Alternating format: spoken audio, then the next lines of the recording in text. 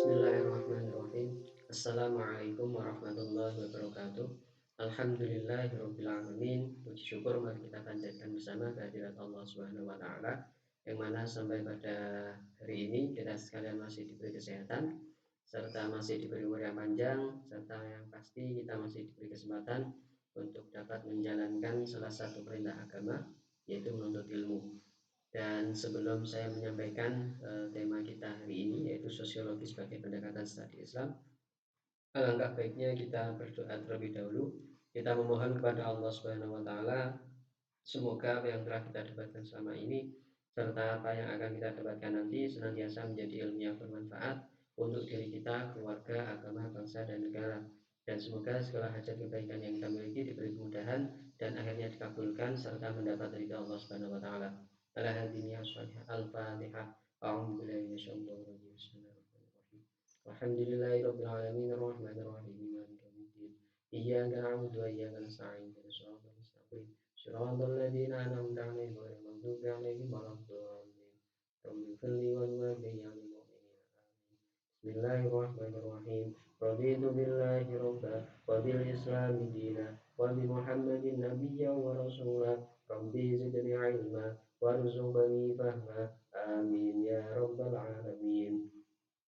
Oke, pada kesempatan kali ini saya akan menyampaikan sekilas terkait sosiologi sebagai pendekatan studi Islam.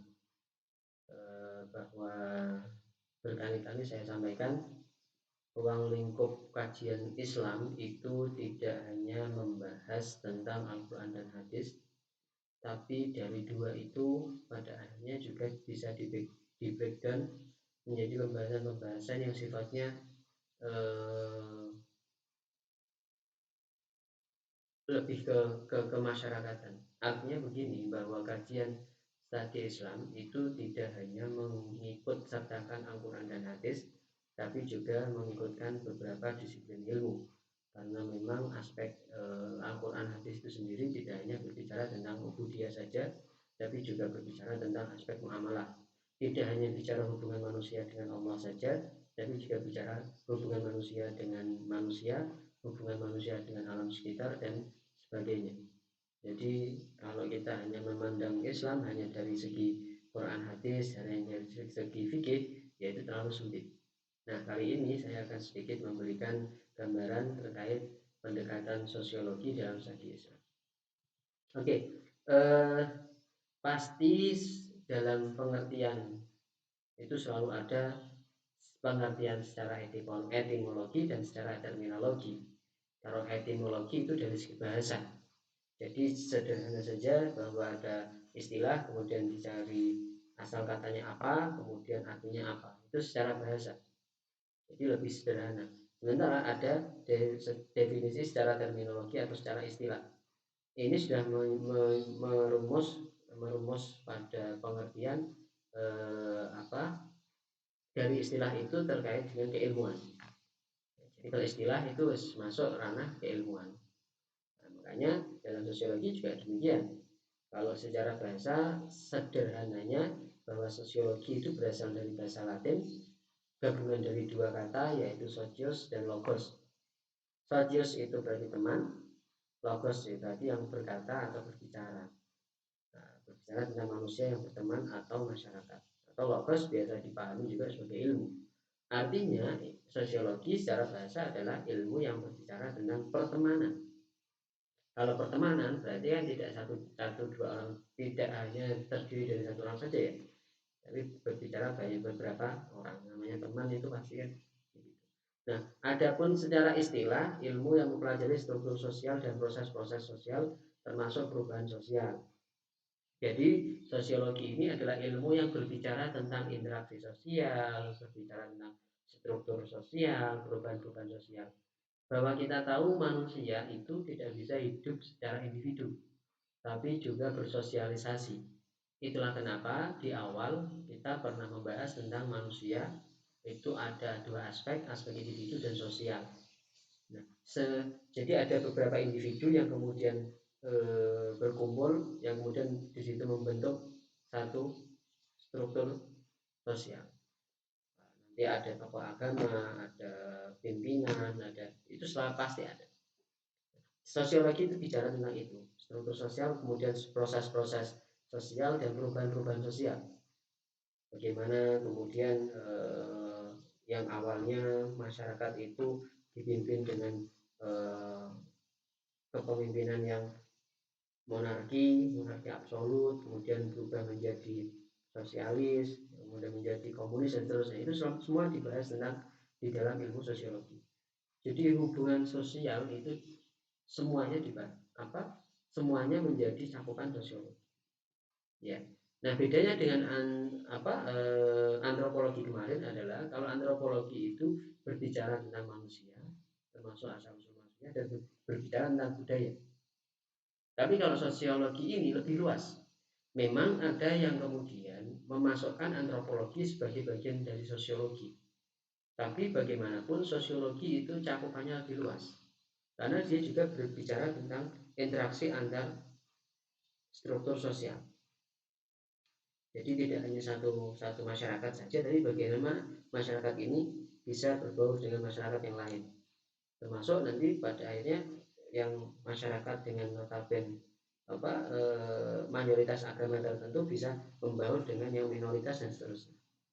Jadi kalau antropologi itu bicara manusia dan budaya, kalau sosiologi tentang interaksi sosial. Ya cakupannya banyak kalau kita bicara interaksi sosial ya. Termasuk proses-proses perubahan sosial. Oke, kalau kita bicara sosiologi, penelitian sosiologi itu secara sederhana ada 3 teori yang bisa digunakan.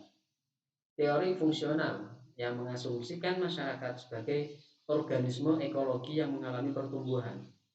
Jadi masyarakat itu bertumbuh. Kehidupan sosial itu bertumbuh. Iya, tentu bahwa keadaan sosial sekarang dengan 20 tahun yang lalu itu berbeda. Dan perlu kita ingat, seiring bertumbuhnya, berkembangnya masyarakat, itu biasanya diikuti dengan masalah-masalah baru yang kemarin tidak ada, sekarang jadi ada. Ya, saya ambil contoh. Kalau masyarakat dulu, baik di perkotaan, di desa, itu, kita bicara di desa. Di desa itu dulu masih kental sekali ini pola kehidupan yang nonggo, bahasanya itu dengan tetangganya itu seperti saudara ya. Jadi masak apa itu saling meweh, saling memberi, kemudian ada kesempatan di mana bisa saling berinteraksi. Sementara kalau kita perhatikan masyarakat di kota itu tidak ya, jadi memang kalau kehidupan di kota itu terkesan lebih modern karena dia lebih berkembang dibanding yang di desa. Tapi dengan berkembangnya masyarakat di kota itu sebenarnya ada hal-hal yang kemudian hilang. Ya, contohnya tadi, sampai tonggone tidak terlalu kenal. Kalau di kota itu aku, kamu. Bahkan banyak toh itu kasus bahwa kemudian ada perampokan di rumah di mana tetangganya itu sebenarnya tahu kalau barang di rumah samping itu sedang diangkut. Jadi itu benar-benar, jadi semisal yang punya rumah itu memang mudik pulang ke kampung lama, tetangganya itu tahu kalau di situ ada truk yang mengangkuti barang. Tapi karena memang tidak pernah berinteraksi, maka tetangga yang tahu ini pun ya diam saja. Memang dikiranya memang dia sedang pindahan atau sebagainya. Tapi kalau di desa kan enggak. Ada orang yang mencurigakan sedikit, atau bahkan semisal kita sedang cari alamat, atau kita mau tamu ke rumah teman, tanpa pemberitahuan tiba-tiba datang, ternyata teman kita ada di rumah. Jadi kita baru ketok, baru salam beberapa kali saja, tetangga sudah keluar. Nyari siapa mas? Oh nyari pak ini. Oh pak dan mudik. Mas dengan siapa ya? Jadi ada semacam proteksi dari tetangga yang kemudian setiap hari memang berinteraksi. Jadi kalau ada yang mencurigakan itu, nah ini juga bisa pada akhirnya bisa dipahami bahwa memang kenapa kok di desa itu kerukunan dengan warga tetangga itu terjalin dengan bagus ya, karena memang di kampung, di desa-desa itu tidak terikat, kerjaannya tidak terikat ya. Kalau di kota kan ya kenapa kok tidak nonggo ya, karena memang tidak ada waktu, pagi berangkat kantor, pulang sore capek, hampir tidak ada waktu untuk bercengkrama dengan tetangga. Sehingga kalau kemudian kerukunan dengan tetangga itu tidak seperti di kampung, itu wajar sebenarnya. Kalau di kampung kan enggak, ya pekerjaannya itu tidak terikat, dia tetap kerja ke sawah, ke kebun, ke laut, semisal. Memang semisal ke sawah, habis subuh berangkat itu ya nanti ketemu tetangga, menyapa dulu atau ngobrol, ya tidak terlalu lama. Kemudian di sawah begitu agak siang pulang nanti kemudian ke musola, ke masjid, kemudian ketemu tetangga. Sore biasanya ada titik-titik di mana tetangga-tetangga ini sudah ngumpul. Sehingga kalau kemudian terjalin hubungan yang erat antar tetangga ya wajar karena memang waktu. Nah, teori fungsional itu begitu. Jadi kita melihat potret perkembangan sosial di masyarakat. Oh, masyarakat ini dulu begini, Pak. Sebenarnya dulu di desa ini itu sangat kondusif. Artinya tidak ada eh, pemuda-pemuda yang mabuk-mabukan. Tapi sekarang, nah ini ada apa ya, Pak? Nah, ini kemudian dimasuki dengan sosiologi. Itu fungsional. Interaksionisme mengasumsikan dalam masyarakat pasti ada hubungan individu dengan individu lain. Dikenal juga dengan teori deskripsi yang interpretatif. Jadi mendeskripsikan hubungan individu satu dengan individu lain dengan diberikan penafsiran, interpretasi. Ya contoh tadi, masyarakat desa dan kampung. Ya. Kemudian teori konflik, bahwa setiap masyarakat memiliki kepentingan dan kekuasaan yang merupakan pusat dari segala hubungan sosial. Jadi kadang ada orang itu baik, itu bukan karena memang dia niatnya baik, tapi terkadang ada kepentingan. Nah, misal ini nanti menjelang pilpres, menjelang pilkada, itu nanti banyak sekali orang-orang baik baru. Tidak ada angin, tidak ada apa memberi. Meskipun pada akhirnya itu adalah kepentingan. Dan memang kita tidak mengatakan itu salah. Setiap manusia punya kepentingan. Termasuk dalam hubungan individu satu dengan yang lain. Oh, kenapa ya kok di masyarakat ini dengan calon pemimpin yang ini kok baik sekali. Setelah dirunut, oh ternyata memang ada ini Pak, bahwa calon ini dulu memang asal daerah sini. Jadi dan kita harus pahami bahwa konflik itu sebenarnya penting untuk menumbuhkan ini loh, kompetisi. Jadi ada konflik yang memang harus tetap dibiarkan supaya terjadi kompetisi. Tapi ya, jangan dibayangkan konflik ini kemudian terus-terusan tidak. Konflik antara kepentingan satu dengan kepentingan lain. Nah, sebenarnya ada unsur kompetisi. Jadi konflik itu kalau dikelola dengan baik itu malah bagus. Bagus dalam arti si kubu satu ketika punya kepentingan A, ini punya kepentingan B. Untuk apa? Untuk mencapai posisi C. Maka sebenarnya di sini antara A dan B dengan tahu bahwa dia punya kompetitor, maka dia akan berusaha untuk lebih baik dari kompetitornya. Itu seharusnya teori konflik begitu. Jadi ada kepentingan-kepentingan yang berlalu lalang itu dalam rangka untuk sama seperti inilah. Kalau kita bicara tentang pangsa pasar di gadget, dunia gadget, wah, merek ini meluncurkan produk, terus merek yang C, yang B tidak mau kalah meluncurkan produk baru dengan fitur yang lebih canggih tapi harga lebih murah dibanding yang A.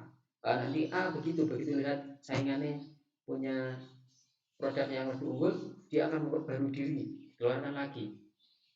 Jadi persaingan ini sebenarnya bagus. Hanya saja menjadi tidak bagus kalau kemudian terjadi persaingan yang tidak fair, tidak jujur, saling menjatuhkan. Tapi kalau persaingannya seperti ini kan bagus. Produk A mengeluarkan produk dengan fitur seperti fitur yang canggih, tapi produk B mengeluarkan lagi yang lebih canggih dengan harga yang lebih terjangkau. Si A kemudian melihat, waduh ini saya bisa terancam ini, kemudian mengeluarkan produk yang lebih canggih lagi tapi harganya ditekan. Nah, sehingga kompetisi ini, konflik ini itu membangun apa? Akhirnya konsumen itu dienakkan dienakkan bahwa pada akhirnya kita dihadapkan pada gadget-gadget yang canggih dengan harga yang murah. Tapi bayangkan kalau di pasar itu hanya ada satu merek gadget saja, brand apa itu cuma satu. Oh, itu nanti kan dia akan menguasai dan dia akan menaikkan harganya. Jadi konflik itu kadang-kadang penting untuk kemajuan. Hanya saja memang harus dikelola. Oke, sosiologi agama. Sosiologi agama, jadi ilmu yang berbicara tentang sosial yang kemudian lebih kepada ranah agama. Ya, jadi itu secara sederhana begitu. Bukan mengkaji benar atau salahnya suatu agama, melainkan bagaimana agama tersebut dihayati dan diamalkan pemeluknya.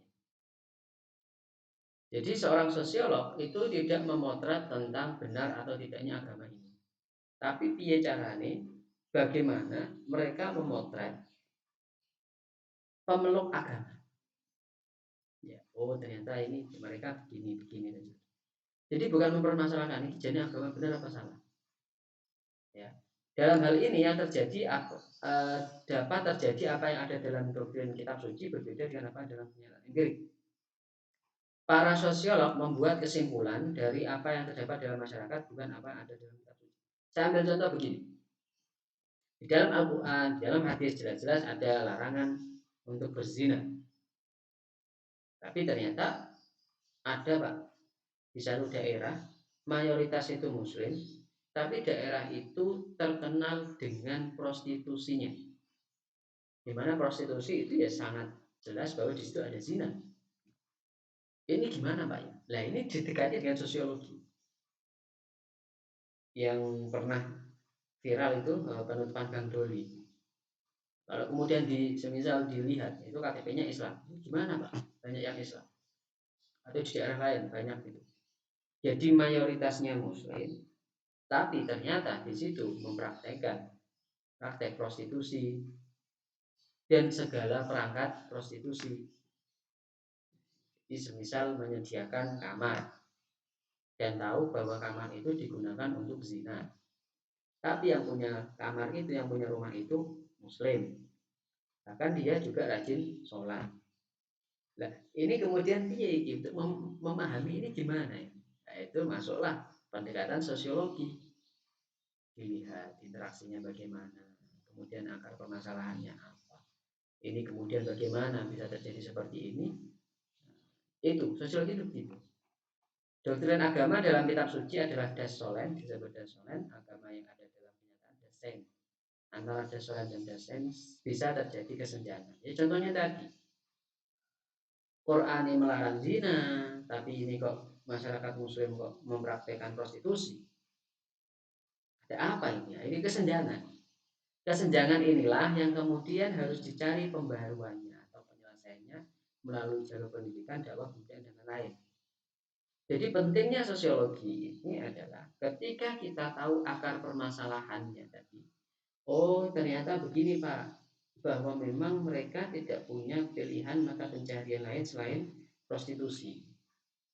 Jadi setelah dilihat, dikaji, ini mulai kapan ada prostitusi, kemudian kenapa kok tidak ada. Ternyata ketemu faktor utama. Faktor utamanya apa? Ekonomi. Maka kalau kita sudah ketemu faktor utamanya ekonomi, kemudian kita masuk bukan dari jalur ekonomi, akan sulit. Jadi setiap daerahnya muslim, kemudian kita datangkan dai kondang, pokoknya diceramai terus, didalili bahwa zina itu bla bla bla dosa besar, nanti akan. Tapi selama akar masalahnya tidak diatasi, yo mau didalili sampai ribuan kali, itu tidak akan masuk. Ya, tidak akan masuk. Karena begitu permasalahannya adalah ekonomi, maka kita harus masuknya lewat jalur ekonomi. Piye carane kita memberikan alternatif ekonomi lain selain prostitusi. Karena kalau misal pun ditutup ya, dikeluarkan aturan di pemerintah ditutup, tapi tidak ada pembinaan, tidak ada ekonomi alternatif untuk pelaku prostitusi ini, maka ya dia akan pindah tempat saja. Lebih atau Pak, memang saya itu makanya dari sini, lah mau gimana lagi, saya tidak punya. Ya, jadi sosiologi agama itu begitu ya. Jadi melihat yang di Al-Quran, yang di kitab itu bagaimana, di kenyataan bagaimana. Kalau ada kesenjangan dia masuk menggunakan beberapa teori ini tadi, ya, dengan maksud supaya ketika masyarakat itu bisa dipahami, ketika problem itu sudah ditemukan akar masalahnya, maka masuknya bisa dengan pintu yang pas. Kalau kita sakit di tangan, kok yang diperban kaki, itu kan aneh. Ya kurang lebih begitu. Masalah itu bukan masalah kurang dai Pak, tapi masalahnya ekonomi. Oh ya sudah, maksudnya begitu ya. Itu sosiologi. Tema kajian studi Islam dengan pendekatan sosiologi, studi tentang pengaruh agama terhadap perubahan masyarakat. Ini dulu masyarakatnya ini Pak, sangat sangat brutal.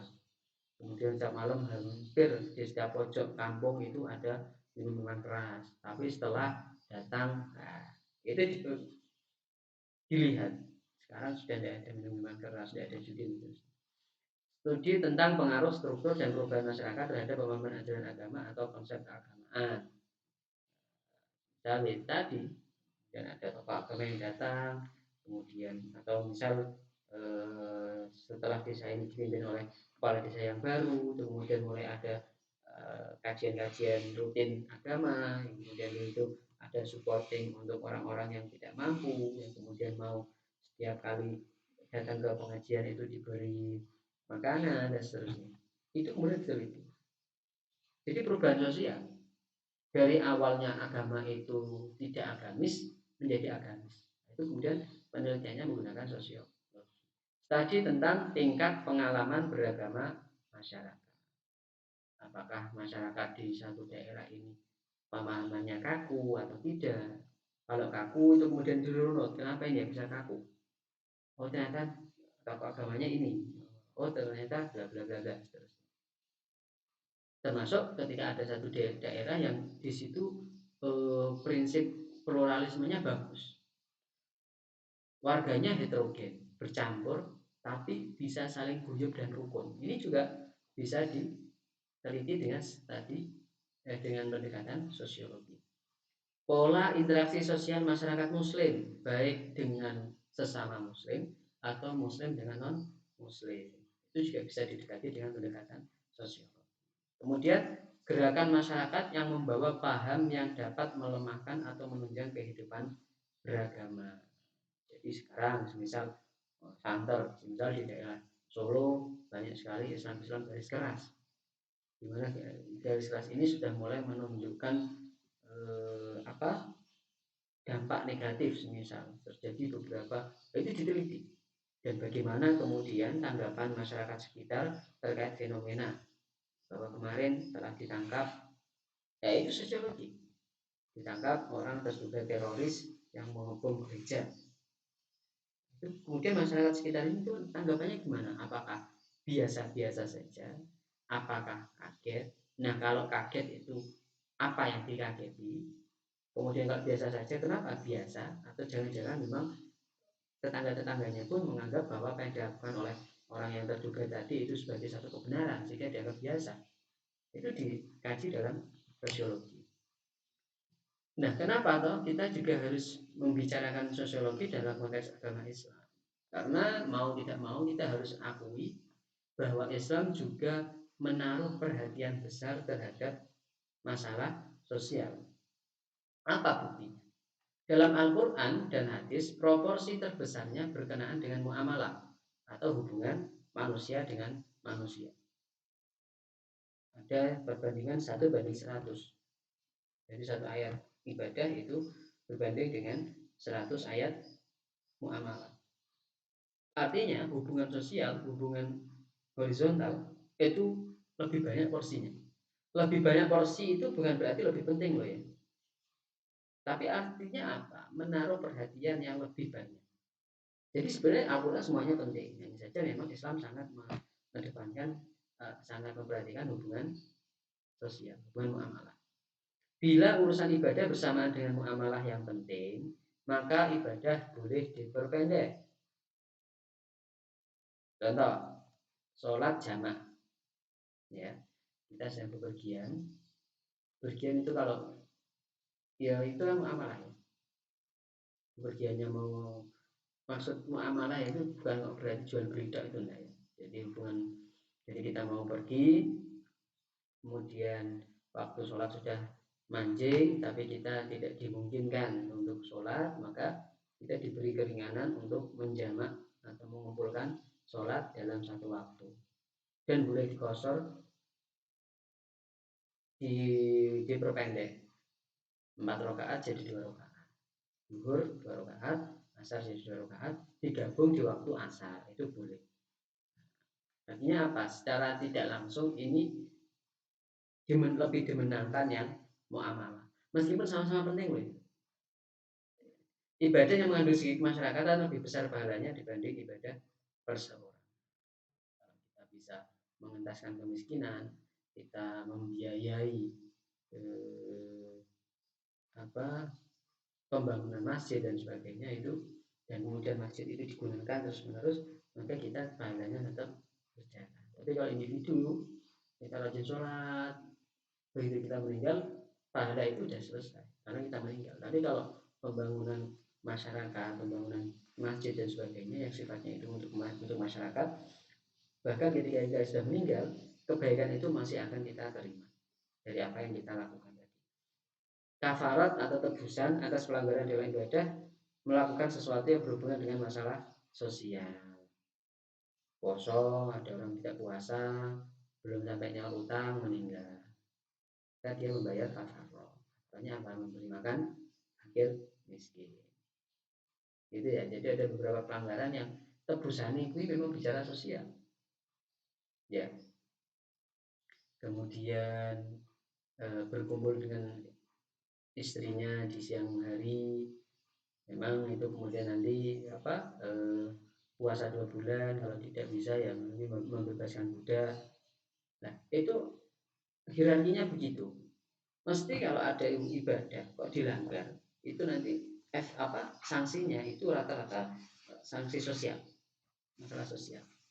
Ya. Jadi menarik sekali ya Islam ini. Kemudian terdapat ajaran bahwa amal baik dalam bidang masyarakat lebih besar pahalanya daripada ibadah sunnah. Jadi inilah 5 alasan yang menurut Jalaluddin Rahmat menjadi alasan kenapa Islam memberi perhatian, atau bisa dikatakan Islam memberi perhatian besar terhadap masalah sosial. Nah, sekarang di sini saya akan membahas tentang masyarakat madani. Jadi masyarakat madani itu adalah konsep masyarakat yang beradab. Ya, kalau kita sebagai seorang muslim, maka masyarakat beradab yang diidealkan adalah masyarakat Madinah di era Nabi. Nah, di era Nabi ada karakteristik masyarakat madani itu yang kurang lebih bisa kita terapkan di Indonesia, karena secara komposisi masyarakatnya itu Indonesia hampir sama dengan Madinah, meskipun Madinah memang lebih kecil, Indonesia lebih besar. Tapi Madinah itu adalah kota yang multicultural, multi etnik dan multi religius, sama seperti Indonesia. Sehingga kalau kita mau Indonesia seperti masyarakat atau membentuk dirinya sebagai masyarakat madani, maka seharusnya karakter setidaknya 3 karakter ini harus terpenuhi. Apa? Diakuinya semangat pluralisme. Pluralitas merupakan sumber dan motivator terwujudnya kebersamaan yang saling menguntungkan. Jadi beda itu menjadi aset, menjadi hal yang positif. Itu berarti masyarakatnya madani, beradab. Jadi saling menghargai, kemudian saling. Islam punya kepentingan dalam agama, Nasrani punya kepentingan dalam agama. Tapi ketika berbicara tentang negara, tentang satu masyarakat, bangunan masyarakat, kepentingan kelompoknya sudah disalahin. Ini tidak sama-sama menuju ke kepentingan masyarakat bersama. Ya, itu maksudnya di Indonesia itu juga harusnya begitu. Kita banyak etnik, kita banyak suku. Tapi piye caranya yang banyak ini kemudian punya satu tujuan, memajukan Indonesia. Sehingga ketika Indonesia memang memiliki atau butuh bantuan bahasanya, maka kita semua saling membantu. Itu. Kemudian tingginya sikap toleransi. Nah, kalau sudah banyak orangnya, kemudian yang perlu ditekankan adalah sikap toleransi. Toleransi dari dialog yang konstruktif dapat mengikis rasa curiga. Jadi orang kalau beda, itu kalau tidak pernah dialog, itu bawaannya curiga terus. Maka kita perlu dialog dengan orang yang berbeda dengan kita.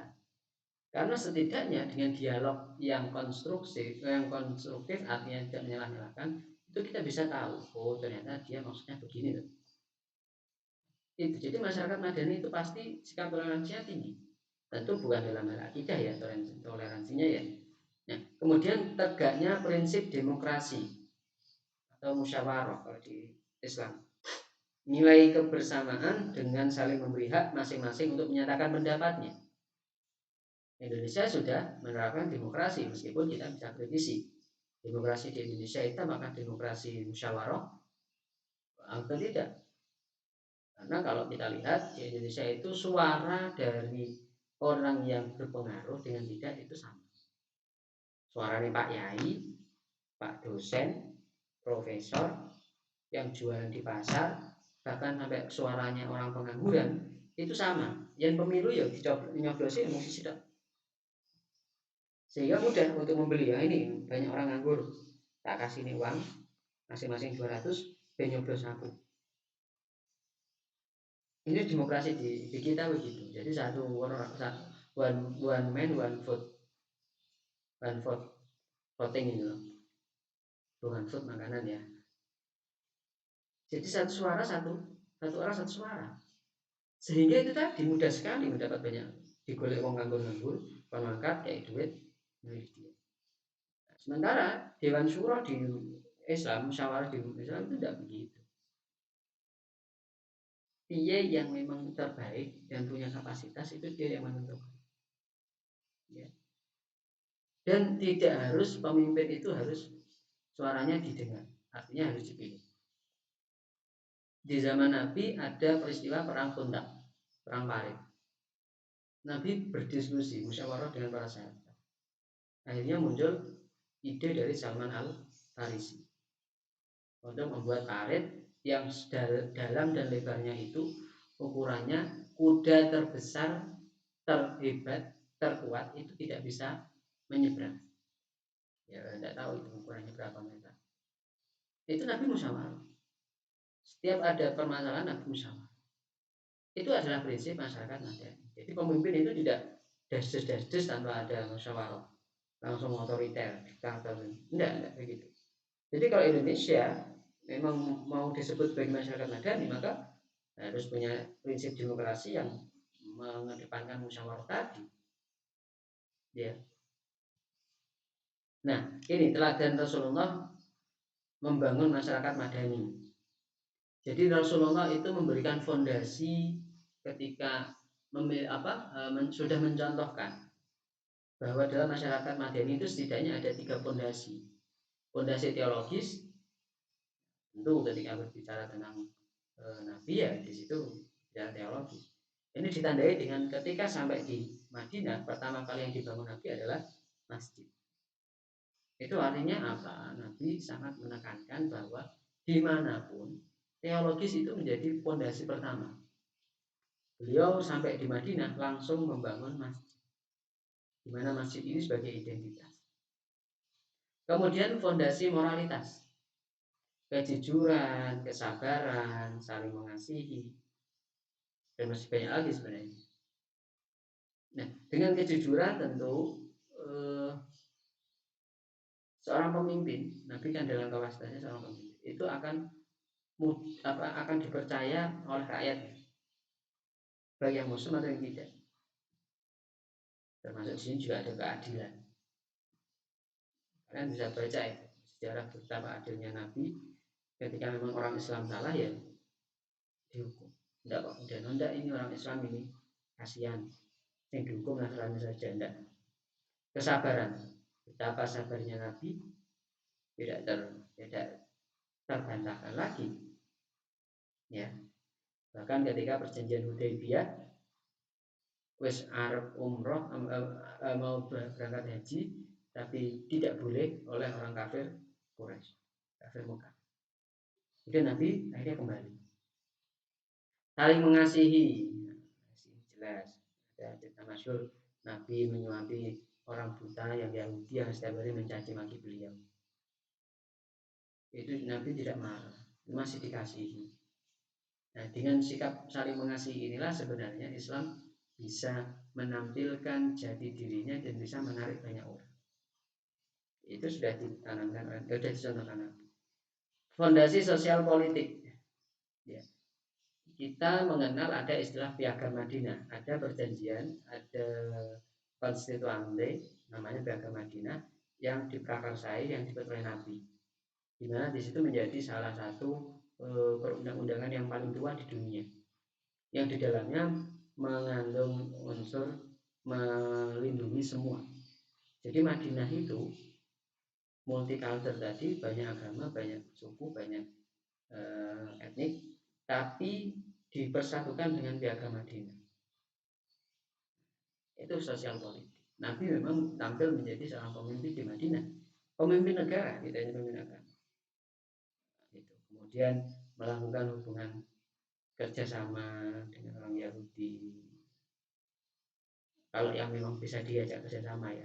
Kalau kita bicara sejarah Nabi ya Pak, banyak itu. Bagaimana kemudian Nabi kemudian mengirimi surat kepada raja-raja yang ada di sekitar Jazirah Arab. Itu juga dalam rangka membangun sosial politik. Jadi agama yo moralitas ya dibangun, tapi politik juga tetap dijalankan. Kita sebagai seorang muslim juga demikian. Jangan hanya mementingkan ini saja. Nah ini prinsip utama masyarakat madani. Prinsip utama yang diperlukan untuk membangun masyarakat ini adalah ditempuhnya jalur musyawarah. Jadi musyawarah itu menjadi inti masyarakat madani ya. Jadi kalau ada yang bertanya Indonesia sudah masyarakat madani belum? Ya tinggal dilihat konsep musyawarah di Indonesia itu sudah bagaimana. Nah, seperti saya contohkan tadi ya itu bukan konsep musyawarah Islam itu. Mosok suaranya Pak Yai sama suaranya orang nganggur kok sama. Pak Yai sudah sepuh, kemudian datang ke TPS dengan ditatih, dengan dituntun, datang nyoblos satu. Wah ini yang preman-preman tadi, yang pengangguran tadi datang terus untuk duit 200.000 masuk ke bilik coblos. Ya itu sebenarnya Pak kan sudah ada MPR ya, kita lihat saja apakah MPR itu benar-benar menjalankan tugasnya bermusyawarah, bermusyawarahkan rakyat, apakah pernah berdiskusi. Saya tidak sedang mengatakan ya, ini sebagai koreksi saja, karena musyawarah menjadi prinsip utama dalam masyarakat madani loh ini. Ya, sistem musyawarah ini memberikan inspirasi yang begitu mendalam bagi perjalanan negara Islam. Ya kita tahu bahwa seperti yang saya contohkan perang Khandaq itu pada akhirnya kalau tidak ada musyawarah itu tidak ada ide. Ya memang kita bisa mengatakan bahwa memang itu sudah skenario nya Pak, ada usul dari sama koalisi. Tapi tidak hanya perang Khandaq, di semua perang itu Nabi menunjukkan sikap yang mengedepankan musyawarah dengan para sahabat. Ya, jadi ingat ya prinsip utama masyarakat madani adalah musyawarah. Oke, saya kira ini dulu yang bisa saya sampaikan. Jadi prinsipnya bahwa manusia itu adalah makhluk sosial. Jadi kita harus memahami banyak hal tentang aspek-aspek sosial di dalam bermasyarakat, termasuk kita harus memahami tentang struktur sosial. Ketika kita ingin melakukan perubahan sosial, yang kita dekati itu tokoh siapa dulu. Itu juga penting. Jadi tokoh yang paling berpengaruh di satu daerah itu dicari, kemudian kita masuk lewat situ. Itulah yang kemudian dilakukan oleh Wali Songo. Wali Songo dulu ya, begitu sampai yang coba dibidik pertama adalah kerajaan. Kalau kerajaan welcome, kedepannya mudah. Ya memang awal-awal yang memeluk Islam memang rakyat jelata. tapi ada usaha kemudian melihat, oh ini yang pengaruhnya besar siapa? Oh, raja. Ketika raja menerima wali songo dengan baik, nah maka itu sudah menjadi satu poin bahwa masyarakat akan melihat, oh rojoku sudah menerima. Itu. Jadi penting sekali untuk melihat struktur sosial, termasuk ada istilah bangsawan, ada rakyat jelata, ada pimpinan, dan sebagainya. Itu juga dibicarakan dalam sosial. Nah, karena manusia tidak bisa lepas dari unsur sosial, maka mendekati studi Islam dengan pendekatan sosial itu penting. Kenapa? Ya karena itu tadi, jangan sampai Quran itu tidak kita hubungkan dengan sosial. Ya, contoh tadi lah untuk mengatasi prostitusi itu menggunakan pendekatan sosiologi dulu, baru nanti kita menemukan solusi. Saya kira itu apa yang bisa saya sampaikan. Saya yakin masih ada banyak kekurangan. Oleh karena itu saya mohon maaf jika ada banyak kekurangan. Jika ada yang kurang, mohon kalian tambahi.